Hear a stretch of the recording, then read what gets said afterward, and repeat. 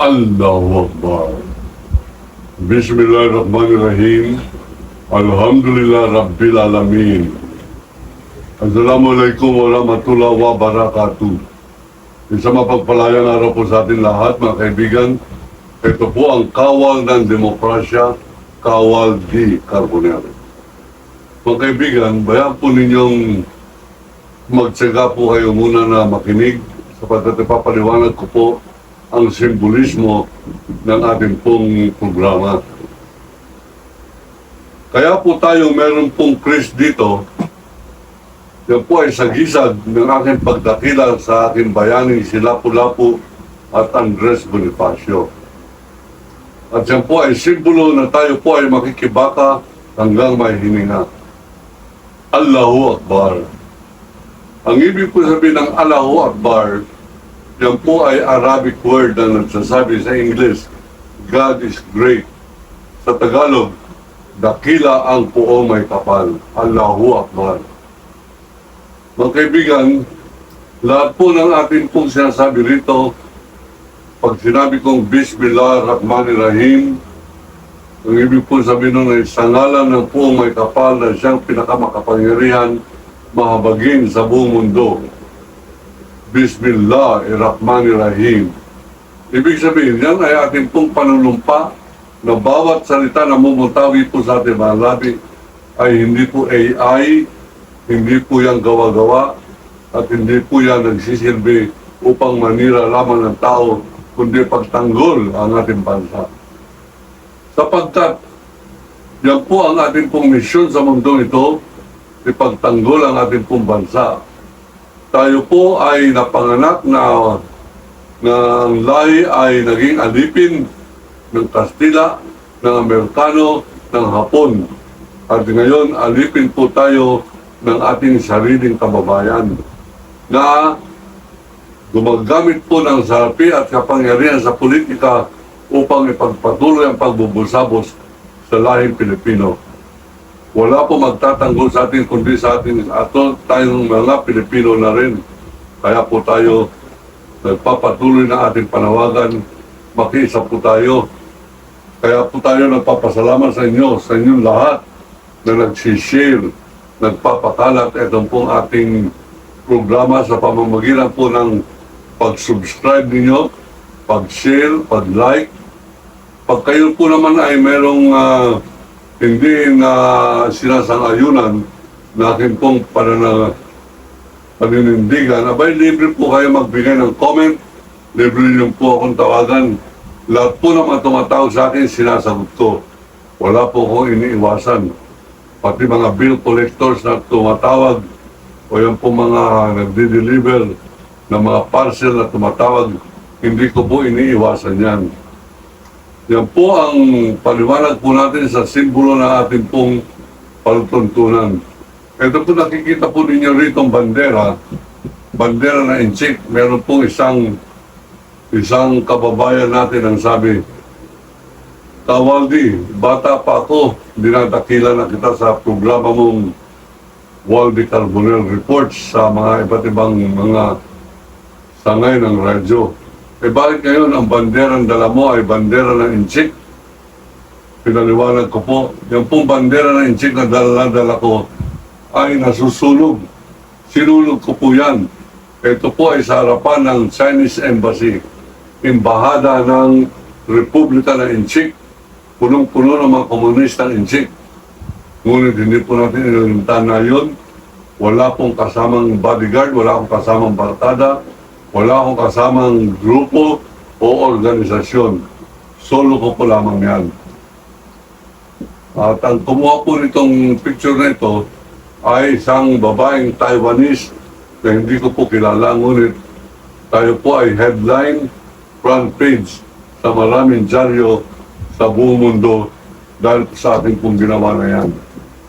Ito po naman sa gawing kanan ko, ito po yung hinamon ko ng duelo ng barilan si Baste Duterte November 10, 2024 sa kadahilanan, ang sabi niya, siguradong babalik na sila sa Malacanang sa 2028 at siya ay magpapa-appoint na Secretary ng National Defense at bobombahin niya ang Ilocos Norte sapagkat ang sabi niya, nandyan ang mga drug addict, nandyan ang mga rebelde. Ang sabi ko, marami pang madadamay. Gusto mo, tayong dalawa na lamang. Hinamon ako ng tatay mo nung araw sa Davao. Pinuntang ko siya sa Davao. Hindi naman siya sumipot doon sa plaza ng Davao na kung saan siya mismo nagtakda, pati oras. Hindi po siya sumipot. Kaya po ako nanalo sa duelo by default. Ano po ibig sabihin ng default? Yung po bang hindi pagsupot, pagsipot ng kalaban. Hindi po supot. Mamaya po natin pag-uusapan yan sa Escudero. Hindi pagsipot ng kalaban. Yan po ay nung hinamon din ni Bastid Duterte, si Chief Nicolas Torre III ng suntukan, bagamat matanda sa kanya na malayo si Chief Torre, pinakita ni Chief Torre na siya ay kaya pang manuntok, nag-boxing po siya, nagsanay, nagbalik sa gym, at kanya pa pala, mga kaibigan. Kaya hinamon niya, sabi niya, tinatanggap po ang hamon mo. Ngunit hindi rin sumipot si Baste. Mga kaibigan, ganun pa man, ito kung nasa likuran ko, ang pinakamahalaga. Ang nakalagay po dyan, yan, basahin po ninyo mabuti. When the government no longer protects us from the corrupt, but protects the corrupt from us, it becomes our duty to protect ourselves from both. Sa wikang Pilipino, kung ang gobyerno patuloy na hindi na tayo kaya ipagtanggol laban sa mga korap, at sa halip ang korap ang pinagtatanggol nito, tungkulin na natin, ipagtanggol natin ang ating sarili laban sa gobyerno ito at laban sa mga korap na kanyang pinoprotektahan. Yan po ang ating pong paninindigan, po ang ating pong hinaharap. At tayo po ay hindi atras.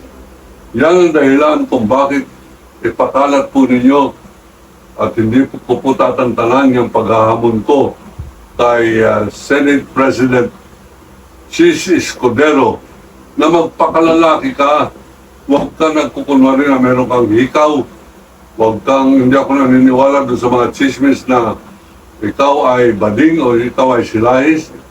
Alam po ninyo, yung mga artista natin na bakla o nagbabakla-baklaan, eh sila pa po ang lumalabas na tunay na lalaki, pareho ni Vice Ganda. Hindi po niya inaalintana yung mga bintang sa kanya o pananaw na sa kanya na siya'y bakla.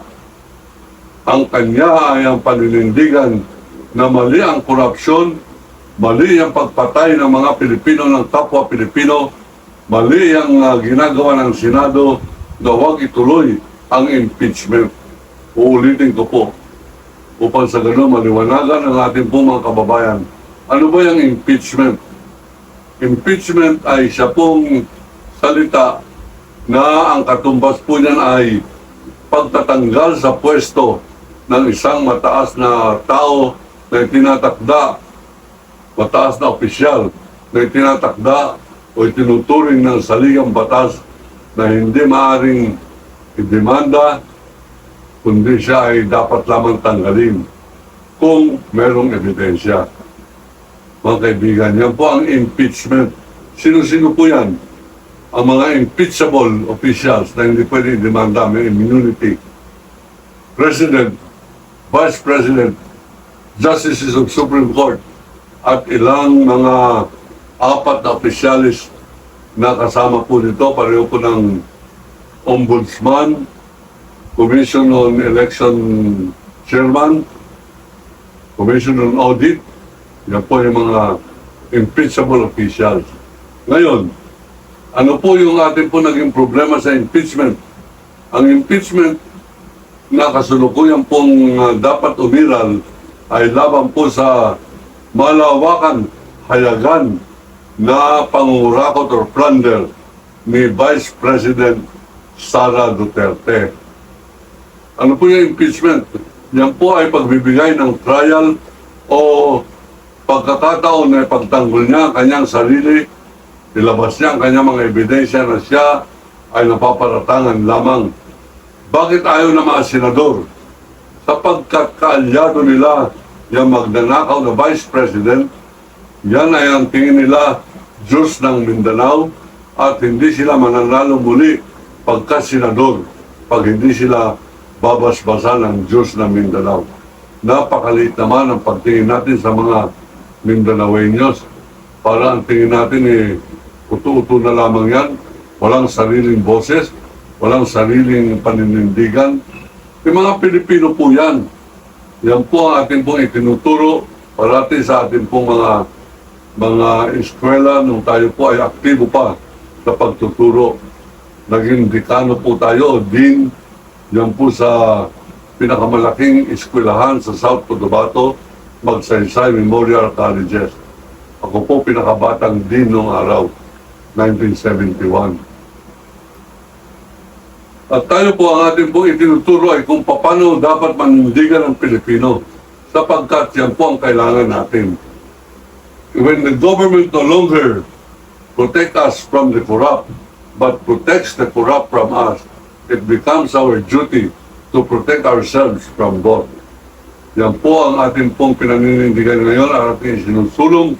Kaya po, ipagpatuloy po ninyo ang pagpapakalat nitong ating programa para marami pa po tayong magigising na mga kababayan at yung mga nagbubulag-bulagan, maaari po nating unti-unting imulat na muli ang kanilang mga mata at makita kung ano nangyayari sa ating bayan.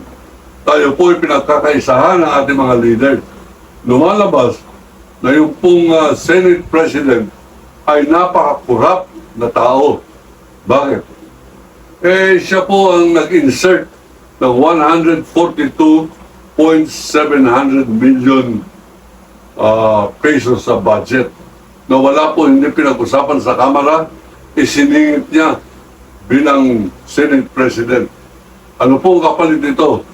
Yan po yung para pong PDAP, para pong pork barrel. Ano po pork barrel? Yan po yung mga hindi budget na hindi po kinakailangan dumaan na sa Kongreso o sa auditing. At yan po ay sa pamamagitan ng pag-allocate ng pera o pundo sa bawat isang senador o congressman sa kanilang mga project. Kung project pala naman yan, marami makikinabang. Di ba hindi natin payagan? Una, may proseso po yan. Pinag-uusapan muna kung saan gagamitin yung pondo na yan, napakalaki. 142 billion pesos. Ang sabi naman ni Chis Escudero, ba niya pinag-iinitan yan? 1% lamang yan ng budget. Bakit hindi niyo pag-iinitan yung 99%? Sapagkat hindi pa po natin nabubusisi rin yun at hindi pa nabibisto na yan ay hindi dumaan sa proseso pareho ng 142 billion. Ano po tinutumbok natin dito?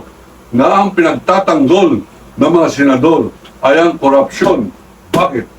Sapagkat nakinabang po sila o makikinabang sila dyan sa 1.42 billion peso budget para po sa kanilang mga probinsya, para sa kanilang mga paboritong proyekto, public service, o mga infrastruktura. Ano po masama dyan? Masama po sapagkat sila na rin ang mga kontraktor o kapartner nila o kakutsaba nila ang mga kontratista. Pareho po ng Senate President. Alam ba ninyo, napakalaki ng budget na inallocate niya sa kanyang sariling probinsya, sa Sorsogon. Sa Sorsogon, mga kaibigan, yung pinakamalaking kontraktor dyan, yung Centerways Ventures Corporation. Abay, best friend niya yan. Hindi po tayo nag-dismiss. Hindi po ako naniniwala na yung may-ari niyan, si Lawrence, mga kaibigan, ay boyfriend ni Chis Escudero.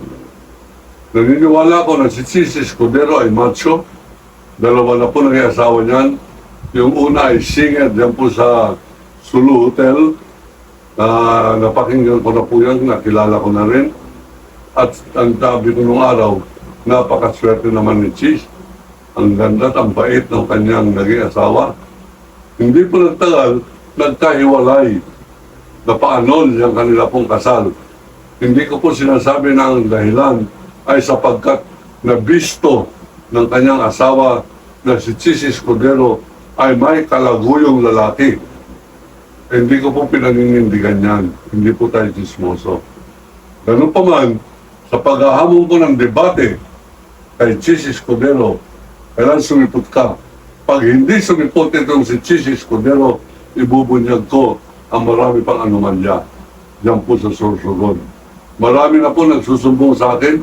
Ito po ang ating pong telepono at maraming tumatawag, sinasabi sa akin, ultimo yung Sorsogon State University ang nilagay ni Chis Escudero na presidente ay pinsambu niya si Geraldine Escudero Puhay.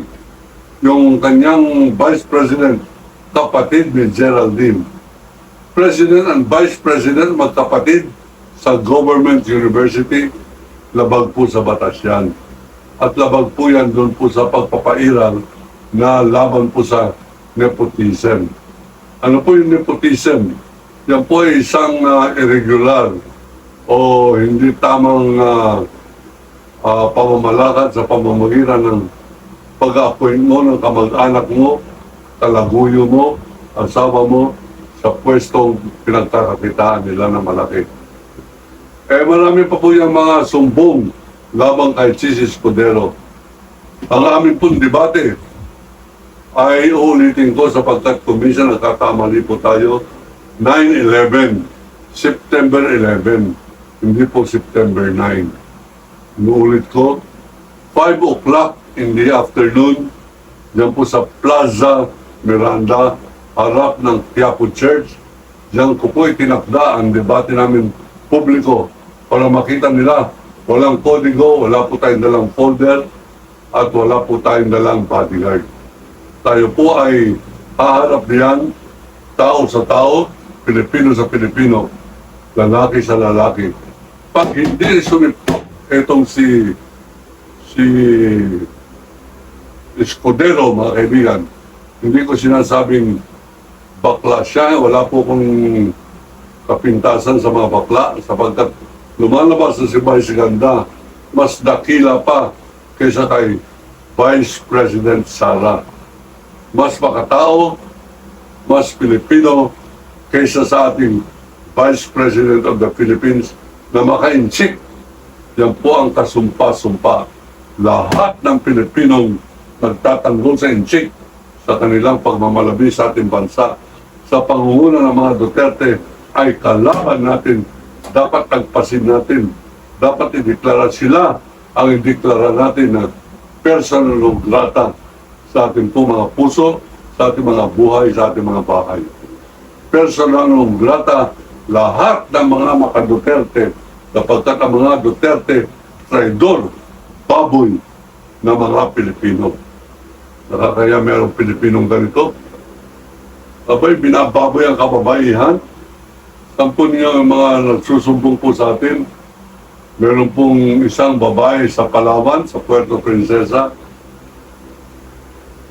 Binayaran nila, pinasundo sa isang tricycle driver at nagsumbong po sa atin yung security guard. Sapagkat yung security guard, minura-mura ni Rodrigo Roa Duterte nung siya ay pinapahanap ng babae para pagkatuwaan ng mga politikong supporter ng Davao Mayor noong araw. Nagkaroon po ng kumbensyon diyan po sa Puerto Princesa. Pinapakuha ng babae yung security guard. Ang sabi ng security guard, sorry sir, hindi ako pwedeng umalis sa aking pwesto at hindi ko po trabaho ang maging bugaw. Minura-mura siya, mabuti hindi siya sinaksak o parinong ginawa ni Pulong binugbog, Pulong Duterte, mga kaibigan. Ang sabi niya, hindi po ako makakalis dito, sorry po. Kung gusto ninyo, yung pong tricycle driver, kausapin ninyo, may alam yan kung saan makakuha ng babae. Kumuha po ng babae, ito po ay tinuloy dun sa kwarto ni Duterte na kung saan nagiinuman ng mga leaders niya sa PDP laban. Magkukonbensyon po yata noon. Abay, nung umalis po nung umuwi po yung babae, iyak ng iyak, at naghahanap ng tricycle para umuwi. Naglulupasay po sa kalsada, iyak ng iyak. Tinulungan siya ng security guard. Ang security guard po ang nagkwento sa akin kung anong kwento ng babae. Yung ari daw ng babae ay pinasakan ni Rodrigo Roa Duterte ng bote ng Sunmig Light. Mabuti hindi yung Pelsen. Taba yun. Yun po ay ang kanyang dinaramdam. Nagdugo po siya at siya ay nagpadala sa ospital. Ito po ang kwento ng security guard sa akin. Pag po ninyong tatanungin sa akin anong pangalan security guard, hindi ko sasabihin sa inyo. Magkamatayan na tayo, lalaban ako. Hindi ko sasabihin sa inyo. Sapagkat kasama yan sa pinuntahan, pinanumpaang paninindigan ng isang tunay na journalist na hindi niya sasabihin yung source o nagsumbong sa kanya o nagbigay sa kanya ng masela na informasyon. Kaya po yung nagbigay sa akin ng informasyon, salamat kapagkat nasabi mo sa akin, wala po akong pakialam kung bakit may hikaw itong Senate President natin. Nakikita po natin sa kanya mga picture, meron siyang diamond earring dito. Hindi po mababa ang tingin po natin sa bakla. Ang ating pong tinitignan dito yung kababuyan ng ala, ng asal at pandarambong sa kaba ng bayan. Si Escudero ay malapit ko ng idemanda ng plunder. Pero bago yan, papalipasin muna natin itong debate. Bibigyan natin siya ng pagkakataon. Escudero, sumipot ka, ipagtanggol mo ang dangal ng mga Bicolano. Ipagtanggol mo ang iyong pagkatao na tinatawag ni Carbonell na mandarambong, plunderer. At yan ay atin pong papatunayan, magdidemanda po tayo matapos po ang debate. Bibigyan muna natin ang pagkakataon na ipagtanggol ni Escudero ang kanyang pagkatao, pagkalalaki, sapagkat pinagkakalat niya na debating team daw siya, debater siya ng University of the Philippines. May pareho po tayong debater, pero huwag na po tayo magpaligsahan ng mga eskwelahan. Magpaligsahan tayo sa tapat ng taong bayan sa Plaza Miranda sa September 11, 2025, 5 o'clock in the afternoon. Yan po ang ating pong paninindigan. Yan po ang ating pong report sa inyo sa araw na ito. O nga pala, saludo po tayo kay Vice Ganda. Kapagkat siya ay isang tunay na Pilipino. Alam po ninyo, may mga artista na matibay ang mga paninindigan at akin po hinahangaan. Parating po ninyo, ipakalat po ninyo itong video nito para makarating po sa kanila. Isa po yan ay si John Arcilla, yung gumanap na Antonio Luna sa pelikulang yan. Ito po si Vice Ganda ay talaga pong undoubtedly box office persona po yan. Siya po ay talagang kinikilala sa takilya. Katunayan, nung pong nag-premiere, ang ibig po sabihin ng premiere ay unang araw ng pagpapalabas ng pelikula, nag-premiere ang Antonio Luna, pelikula ni Antonio Luna, sinabayan ng pelikula ni Vice Ganda, yung kanyang private Benjamin. Abay, 350 million ang takilya na kinita ng private jet Benjamin, samantalang yung makabayang programa ni Antonio Luna, 10 million lamang. Wala pang 10%. Ngayon, mga kaibigan, meron pong nakarating sa atin na masyado ang daigdig ng mga bakla. Sila ay na-ostracize. Ang ibig po sabihin ng ostracize ay para pong pinipuera sa puera, parang pinagdidirihan at parang pinagbabawalan na makisalamuha. Sa akin pong kaalaman, pareho rin po yan sa religion ng Islam o Muslim. Hindi po nila ini-encourage ang mga bakla na magpakita ng kanilang kabaklaan sa publiko. Hindi naman po tayo napaka-religyoso. Tayo ay naniniwala lamang na meron pong kasagraduhan ang persona ng po may kapal at dapat hindi ginagamit ang pangalan nito para sa pagdidelehensya. Pareho ng ginawa ni Kibuloy, ginamit niya ang pangalan Iso Kristo, Kingdom of Jesus Christ, upang umalipin ng marami, upang gamitin ang mga kababaihan at upang payamanin ang sarili. Ginamit upang hold up ang krus ni Iso Kristo at marami pong nainganyo at sila po ay nagsisisi siguro ngayon. Ang pagsisisi po ay maging makabayan kayo at ituloy po ninyo ang pag-persona non grata sa lahat ng kaibigan ninyo na hanggang ngayon maka-Duterte, sapagkat para po natin pinapairal ang katraidoran sa ating puso pagka meron pang hanggang ngayon sumusuporta kay Duterte. Si Duterte, minura ang Diyos, Katoliko kayo, Kristiyano kayo. Abay, sinabi niya, stupido ang Diyos, Katoliko kayo. Sinabi niya, minura niya ng PUTA si Pope Francis. Okay lang sa inyo, Duterte pa rin kayo. Duterte pa rin kayo. Kayo mga Kristiyano, sapagkat ako po'y Muslim. Kami mga Muslim, ginagalang po namin si Kristo bilang isang natatanging persona, isa po siyang Misaya, isang dakilang propeta. Ang Diyos po ng Muslim ay yung pong naglikha ng langit at lupa, naglikha o lumikha kay Adam and Eve na tinawag ni Rodrigo Duterte na estupido. Ang sabi niya, nanay ko at tatay ko nagkanaan.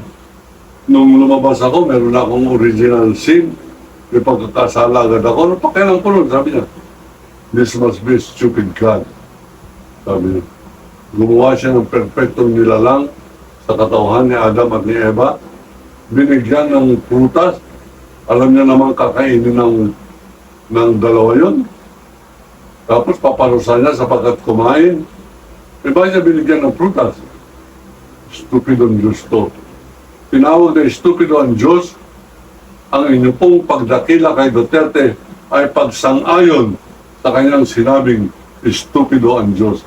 At ang inyong pagsang-ayon sa pandarambong diyan po sa Senado ay isang pagdakila doon po sa katauhan ng mga Duterte na they are beyond reproach, that they are above the law. Mali po yan. Meron pong isang senador dyan, naging senador dahil kay Kristo. Ginamit nila yung pangalan ni Iso Kristo na kunyari sila ay banal.